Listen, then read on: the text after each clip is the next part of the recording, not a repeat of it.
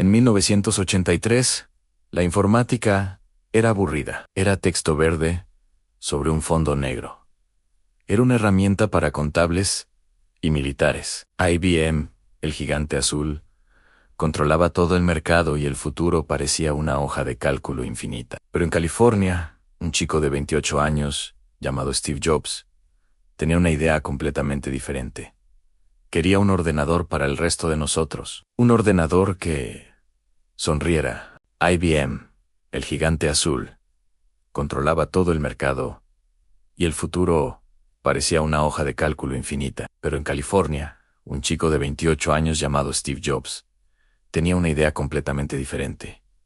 Quería un ordenador para el resto de nosotros. Un ordenador que sonriera. El 24 de enero de 1984, hace casi 40 años, Apple lanzó su apuesta suicida. Todo empezó durante la Super Bowl. Apple contrató a Ridley Scott, que acababa de dirigir Blade Runner, para rodar un anuncio de 60 segundos. Costó $900.0.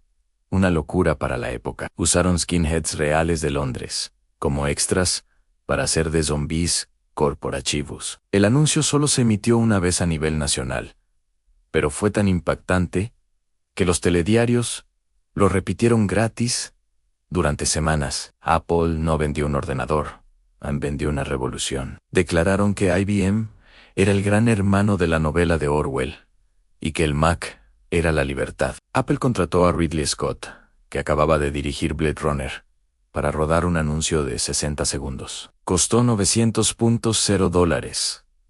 Una locura para la época. Usaron skinheads reales de Londres como extras para hacer de zombies corporativos. El anuncio solo se emitió una vez a nivel nacional, pero fue tan impactante que los telediarios lo repitieron gratis durante semanas. Apple no vendió un ordenador, vendió una revolución. Declararon que IBM era el gran hermano de la novela de Orwell y que el Mac era la libertad. La presentación oficial fue puro teatro. Jobs sacó el ordenador de una bolsa de lona, lo encendió, insertó un disquete y esperó. La música de Carros de Fuego empezó a sonar y de repente, una voz robótica dijo: hola, soy Macintosh. ¡Qué bien!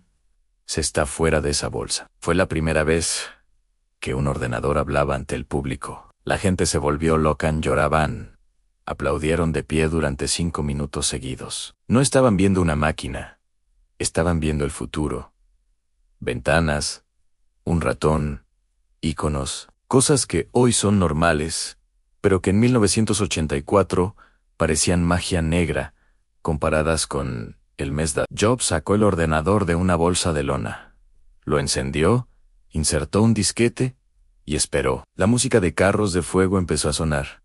Y de repente, una voz robótica dijo: hola, soy Macintosh. ¡Qué bien! Se está fuera de esa bolsa. Fue la primera vez que un ordenador hablaba ante el público. La gente se volvió loca, lloraban.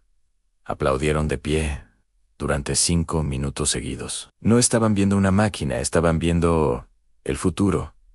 Ventanas, un ratón, iconos, cosas que hoy son normales, pero que en 1984 parecían magia negra comparadas con el MESDAS. Pero cuando se apagaron los aplausos, llegó la fría realidad. El Mac original era, objetivamente, un desastre técnico. No tenía disco duro. Tenía tan poca memoria, solo 128 kilobytes, que para copiar un archivo tenías que meter y sacar el disquete docenas de veces. Lo llamaban el Macintosh disco DJ. Era lento, se sobrecalentaba porque Jobs odiaba los ventiladores y los quitó, y costaba $2.495, que hoy serían más de 7.0 euros. Incluso Bill Gates, que al principio apoyó a Apple, dijo en privado que el hardware era demasiado débil para el software que necesitaba. El Mac original era objetivamente un desastre técnico. No tenía disco duro, tenía tan poca memoria, solo 128 kilobytes, que para copiar un archivo tenías que meter y sacar el disquete docenas de veces. Lo llamaban el Macintosh disco DJ. Era lento. Se sobrecalentaba porque Jobs odiaba los ventiladores y los quitó. Y costaba $2.495, que hoy serían más de 7.0 euros. Incluso Bill Gates, que al principio apoyó a Apple, dijo en privado que el hardware era demasiado débil para el software que necesitaba. Después del hype inicial, las ventas se hundieron. Las empresas preferían los PC de IBM porque eran más potentes, más baratos y tenían más software disponible. Esto provocó una guerra civil en Apple entre Jobs y el CEO que él mismo había fichado, John Sculley. Un año después del lanzamiento triunfal, Steve Jobs fue despedido de su propia compañía. El Macintosh, su hijo predilecto, fue la causa de su exilio. Pero Jobs tenía razón en lo importante. La interfaz gráfica ganó en el ratón.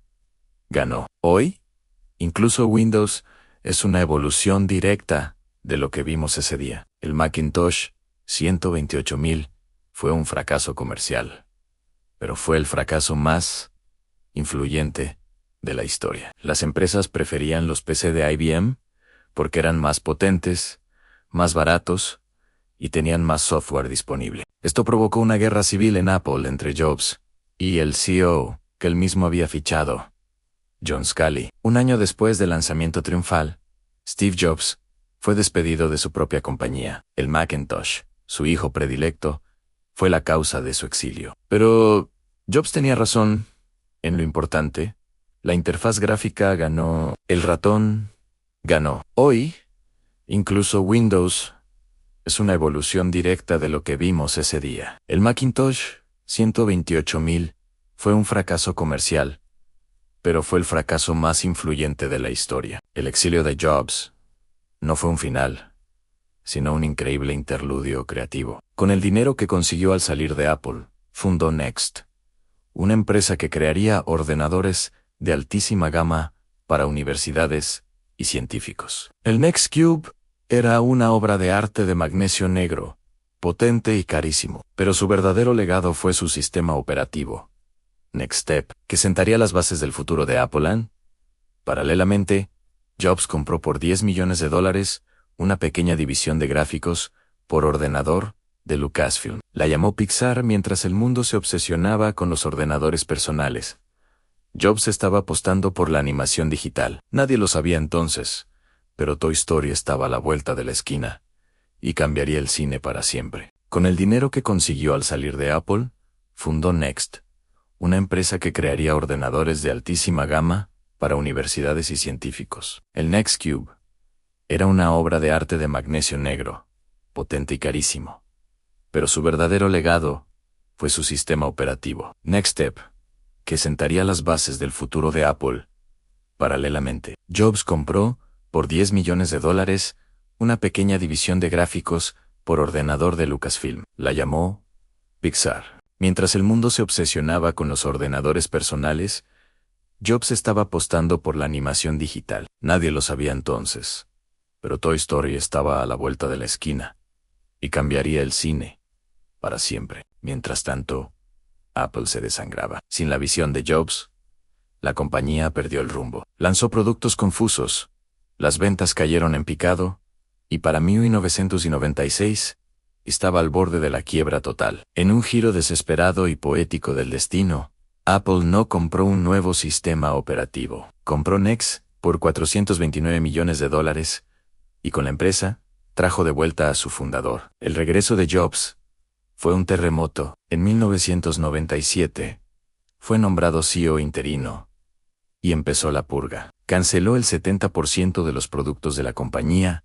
y se centró en una idea radical: hacer solo 4 ordenadores.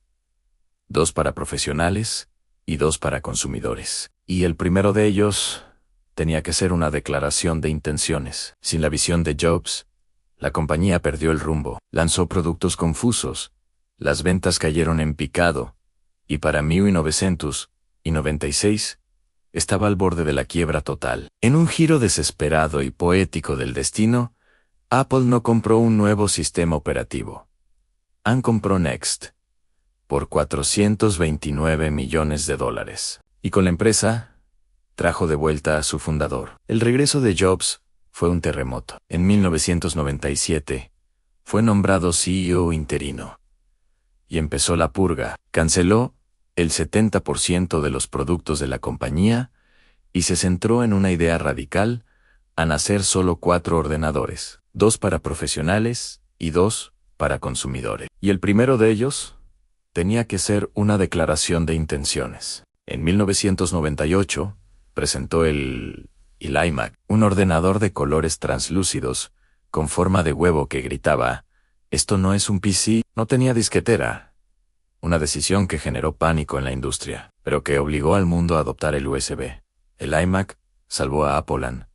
Fue un éxito de ventas masivo, y devolvió a la compañía su identidad perdida, ser diferente. Con Apple a salvo, Jobs desveló su gran estrategia para el siglo XXI, el Digital Hub. La idea era que el Mac sería el centro de la vida digital de las personas, y para ello, necesitaba dispositivos. Un ordenador de colores translúcidos con forma de huevo que gritaba: «Esto no es un PC». No tenía disquetera.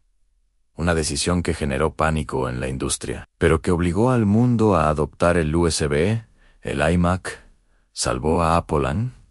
Fue un éxito de ventas masivo y devolvió a la compañía su identidad perdida, ser diferente. Con Apple a salvo, Jobs desveló su gran estrategia para el siglo XXI, el Digital Hub. La idea era que el Mac sería el centro de la vida digital de las personas, y para ello, necesitaba dispositivos.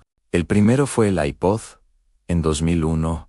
No fue el primer reproductor de MP3, pero fue el primero que realmente funcionaba bien. 1000 canciones en tu bolsillo, junto a la tienda iTunes, revolucionó por completo la industria de la música. Pero la verdadera bomba atómica llegó en 2007, tras años de rumores. Jobs subió al escenario para presentar 3 productos: un iPod, con pantalla táctil, un teléfono revolucionario y un dispositivo para navegar por Internet. Pero no eran 3 productos, era uno solo. Se llamaba iPhone. El mundo cambió ese día. La informática móvil, las apps, la forma en que nos comunicamos, todo nació en esa presentación. 1000 canciones en tu bolsillo. Junto a la tienda iTunes, revolucionó por completo la industria de la música. Pero la verdadera bomba atómica llegó en 2007. Tras años de rumores, Jobs subió al escenario para presentar 3 productos: un iPod, con pantalla táctil, un teléfono revolucionario y un dispositivo para navegar por Internet. Pero no eran 3 productos. Era uno solo. Se llamaba iPhone. El mundo cambió ese día. La informática móvil, las apps, la forma en que nos comunicamos, todo nació en esa presentación. El Macintosh original pudo haber sido un fracaso comercial, pero su ADN, la idea de una tecnología humana y accesible, fue la semilla de todo lo que vino después. El iMac, el iPod, el iPhone, todos son hijos de esa primera apuesta suicida. De 1984, la historia de Jobs no es solo la de un genio, sino la de cómo una idea, si es lo suficientemente poderosa, puede sobrevivir al exilio, a la crítica y al fracaso, para volver y cambiar el mundo. Pero su ADN, la idea de una tecnología humana y accesible, fue la semilla de todo lo que vino después. El iMac, el iPod, el iPhone, todos son hijos de esa primera apuesta suicida, de 1984. En la historia de Jobs, no es solo la de un genio, sino la de cómo una idea, si es lo suficientemente poderosa, puede sobrevivir al exilio, a la crítica y al fracaso, para volver y cambiar el mundo. La filosofía de Jobs no era solo sobre qué productos hacer, sino cómo hacerlos. Tras su regreso, no solo salvó a Apple, la reinventó desde el alma. Su obsesión era la simplicidad. Creía que la tecnología debía ser tan intuitiva que desapareciera, dejando solo la experiencia. Esto se manifestó en todo, desde la eliminación de botones hasta la experiencia de desempaquetar un producto, que diseñó para ser un ritual en sí mismo. Junto al diseñador Johnny Ive, formó una de las alianzas creativas más importantes de la historia. Juntos, exploraron nuevos materiales y procesos de fabricación. El aluminio, Unibody, el cristal pulido, convirtieron objetos de computación en piezas de arte industrial. Mientras la competencia vendía cajas de plástico beige, Apple vendía objetos de deseo. No vendían especificaciones, vendían un sentimiento. Tras su regreso, no solo salvó a Apple, la reinventó desde el alma. Su obsesión era la simplicidad. Creía que la tecnología debía ser tan intuitiva que desapareciera, dejando solo la experiencia. Esto se manifestó en todo, desde la eliminación de botones hasta la experiencia de desempaquetar un producto, que diseñó para hacer un ritual en sí mismo. Junto al diseñador Johnny Ive, formó una de las alianzas creativas más importantes de la historia. Juntos, exploraron nuevos materiales y procesos de fabricación. El aluminio, Unibody, el cristal pulido, convirtieron objetos de computación en piezas de arte industrial. Mientras la competencia vendía cajas de plástico beige, Apple vendía objetos de deseo. No vendían especificaciones, vendían un sentimiento. Esta diferencia se convirtió en el centro de su marketing. La campaña Get a Mac de los años 2000 fue brillante. Personificó a Mac como un tipo joven, creativo y relajado, y al PC como un oficinista torpe y anticuado. Durante años, Apple no solo vendió ordenadores, vendió una identidad. Ser de Mac era ser diferente, ser creativo, ser parte de la contracultura. La campaña Get a Mac de los años 2000 fue brillante. Personificó a Mac como un tipo joven, creativo y relajado, y al PC como un oficinista torpe y anticuado. Durante años, Apple no solo vendió ordenadores, vendió una identidad. Ser de Mac era ser diferente, ser creativo, ser parte de la contracultura. Pero la batalla contra Microsoft pronto pareció un juego de niños. Cuando Jobs presentó el iPhone, el CEO de Google, Eric Schmidt, estaba en el consejo de Apple. Eran aliados. Pero cuando Google lanzó Android, un sistema operativo con un aspecto sospechosamente similar a iOS, Jobs se sintió traicionado. Declaró una guerra termonuclear contra Android, jurando gastar hasta el último centavo para destruir lo que consideraba un producto robado. Esta batalla definiría la industria móvil durante la siguiente década. Cuando Jobs presentó el iPhone, el CEO de Google, Eric Schmidt, estaba en el consejo de Apple. Eran aliados. Pero cuando Google lanzó Android, un sistema operativo con un aspecto sospechosamente similar a iOS, Jobs se sintió traicionado. Declaró una guerra termonuclear contra Android, jurando gastar hasta el último centavo para destruir lo que consideraba un producto robado. Esta batalla definiría la industria móvil durante la siguiente década. El legado de Steve Jobs va más allá de los productos. Instauró una cultura de excelencia y secretismo que perdura hasta hoy. Los lanzamientos de productos siguen siendo los eventos más esperados del mundo tecnológico, envueltos en un aura de misterio que él mismo cultivó. Su capacidad para contar historias, para crear un campo de distorsión de la realidad en sus presentaciones, convirtió cada keynote en un espectáculo. Instauró una cultura de excelencia y secretismo que perdura hasta hoy. Los lanzamientos de productos siguen siendo los eventos más esperados del mundo tecnológico, envueltos en un aura de misterio que él mismo cultivó. Su capacidad para contar historias, para crear un campo de distorsión de la realidad en sus presentaciones, convirtió cada keynote en un espectáculo. Tras su muerte en 2011, muchos predijeron el fin de Apple. ¿Cómo podría la compañía sobrevivir sin su visionario? Tim Cook, su sucesor, demostró ser un maestro de la operación y la logística. No tenía el carisma de Jobs, pero bajo su liderazgo, Apple se convirtió en la primera empresa de $1 billón del mundo. Expandió el ecosistema con productos como el Apple Watch, que redefinió los wearables, y los AirPods, que crearon un mercado completamente nuevo. Tim Cook, su sucesor, demostró ser un maestro de la operación y la logística. No tenía el carisma de Jobs, pero bajo su liderazgo, Apple se convirtió en la primera empresa de $1 billón del mundo. Expandió el ecosistema con productos como el Apple Watch, que redefinió los wearables, y los AirPods, que crearon un mercado completamente nuevo. Hoy, Apple es un gigante diferente al que Jobs imaginó. Su negocio de servicios como Apple Music, iCloud o Apple TV+, es ahora una de sus mayores fuentes de ingresos. La pregunta ya no es si Apple puede sobrevivir sin Jobs, sino cómo evoluciona su ADN.